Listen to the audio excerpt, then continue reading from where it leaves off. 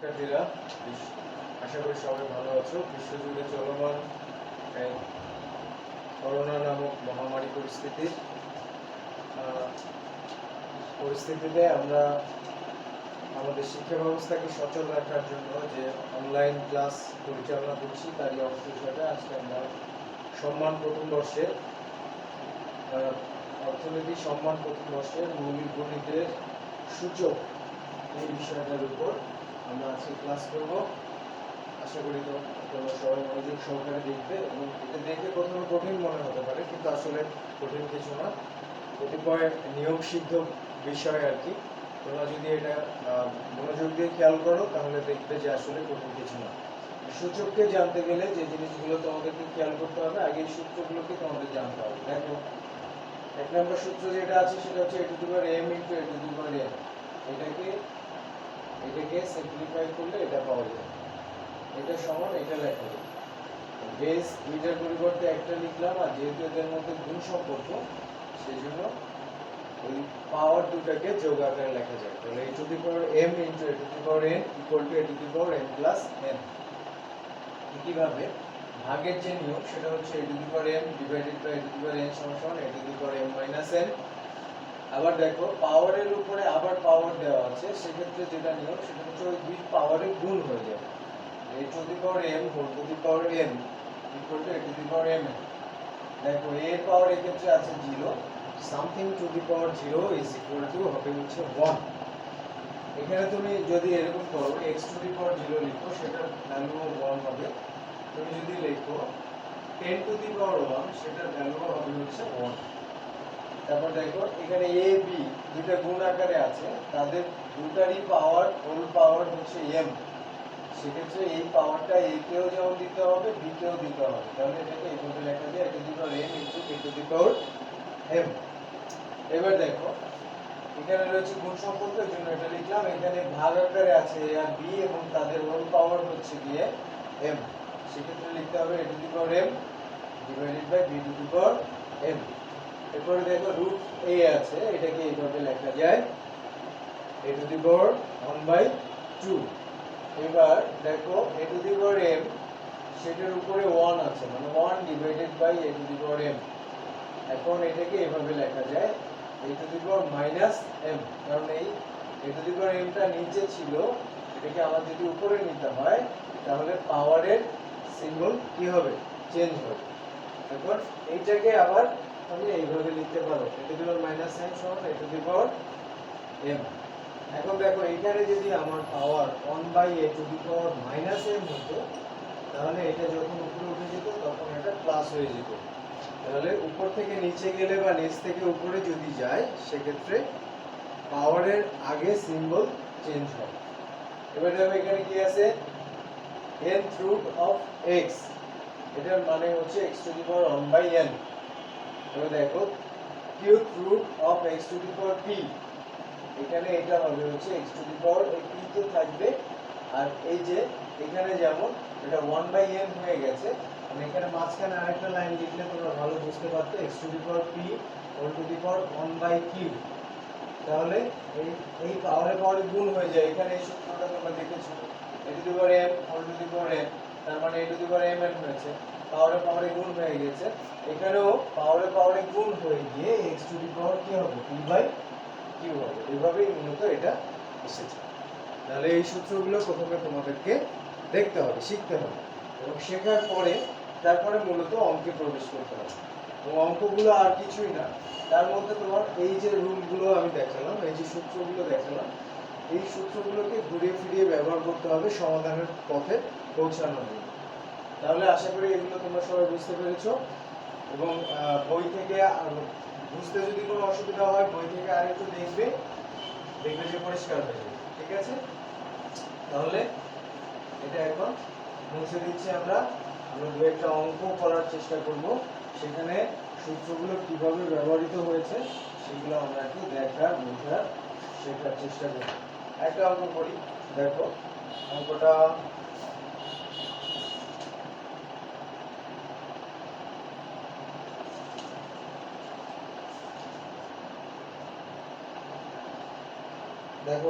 করি আমরা এখন। অঙ্কটা হচ্ছে এই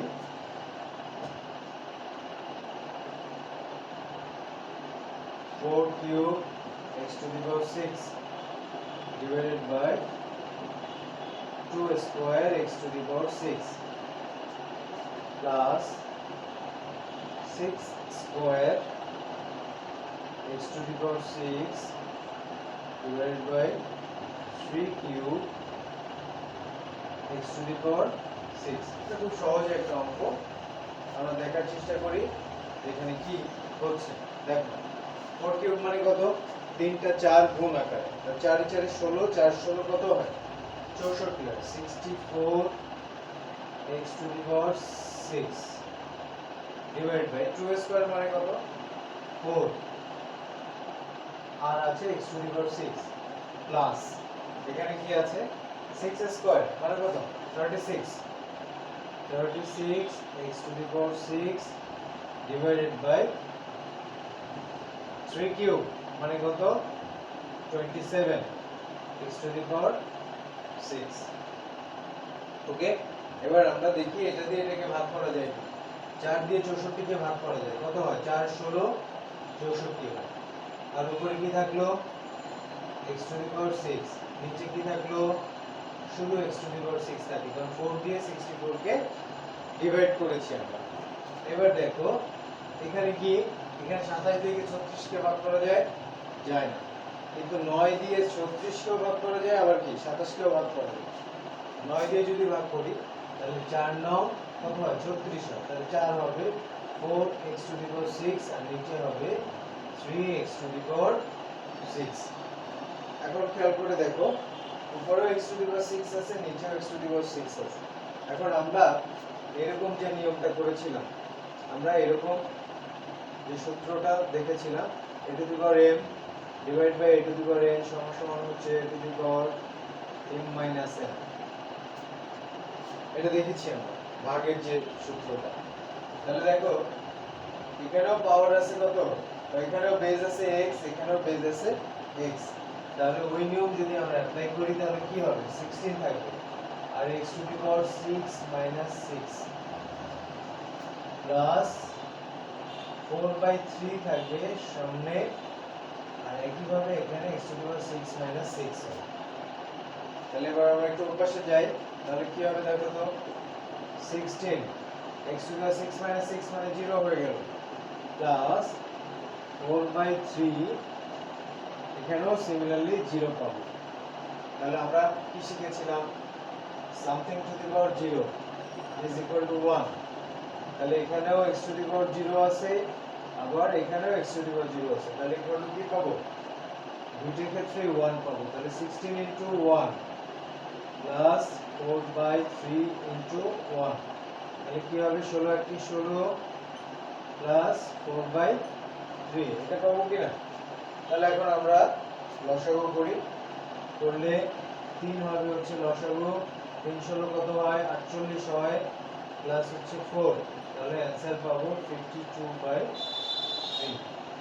এটাই হচ্ছে এই সূচকীয়, এই সূচকটা কে সমাধান, এটাই হচ্ছে আমাদের এটার সমাধান। এই যে অঙ্কটা আমরা শুরু করেছিলাম এখানে, সেটার সমাধান আমরা পেলাম হচ্ছে এই 52/3। কঠিন লাগলো শিক্ষার্থীরা?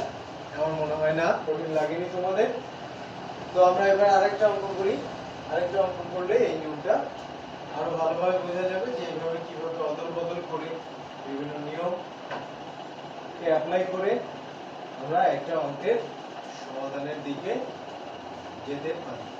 ঠিক আছে, আমরা সেটা আরেকটা অঙ্ক করে আমরা সেটা আরো পরিষ্কারভাবে বোঝার চেষ্টা করবো। এখানে আরেকটু অন্যরকম নিয়মের কোনো একটা অঙ্ক আমরা করার চেষ্টা করব। দেখো অঙ্কটা x to the power 4/7 into 5/5 root x cube into 7th root x cube divided by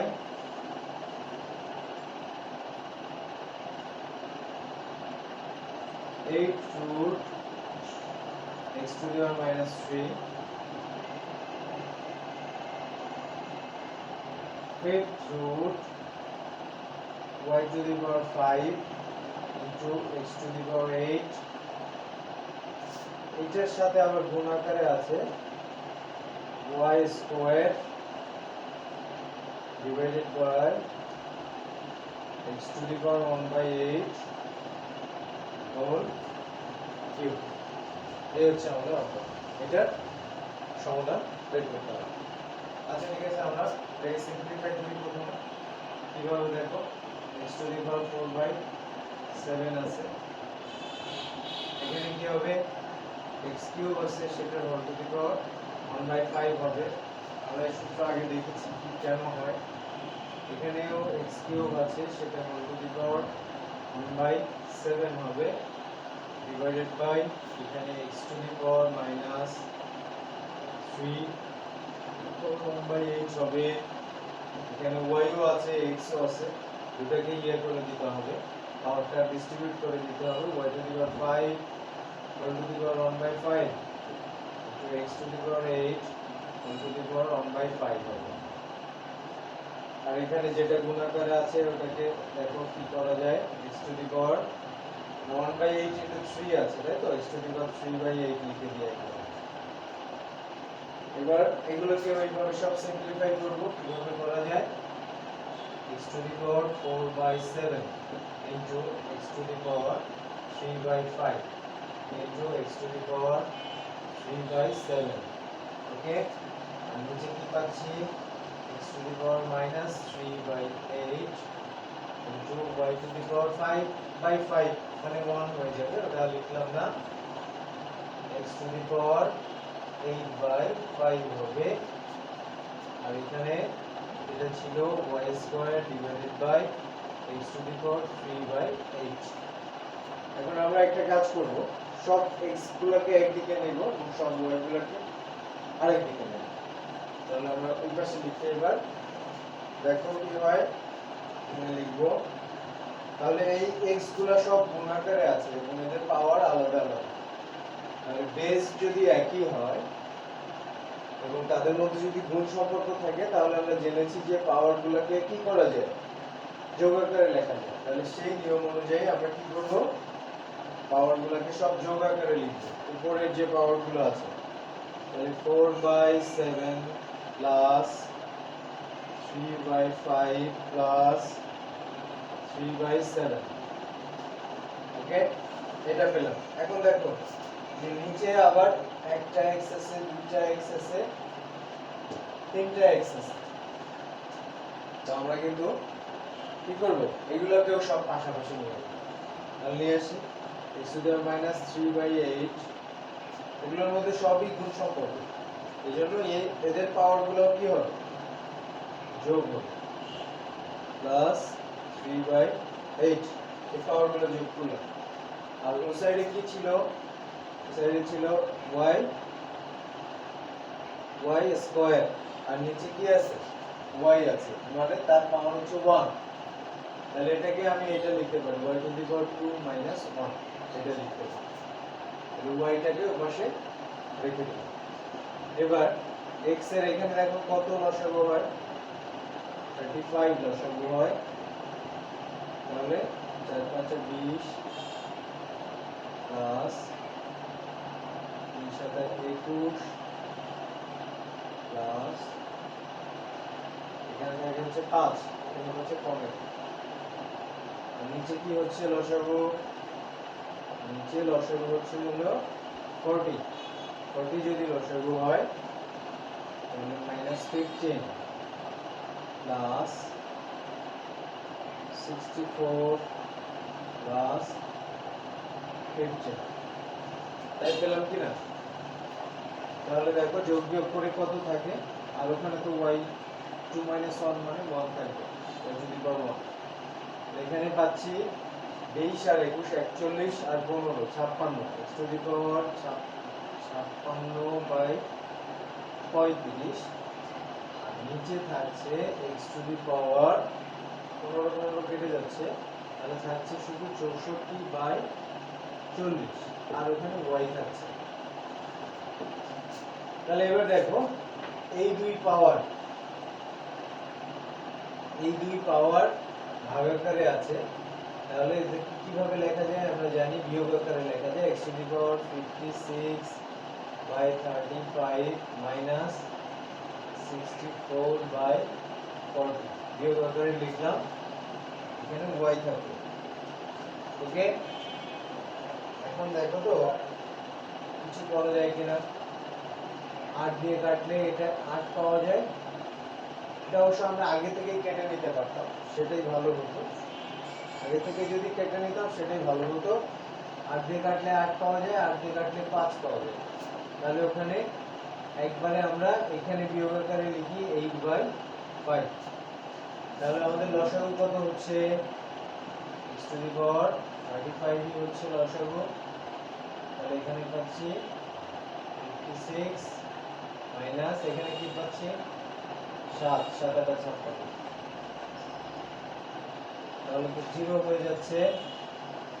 দেখো তাহলে x টু দি পাওয়ার 0/35, যার মানে হচ্ছে 0ই হবে।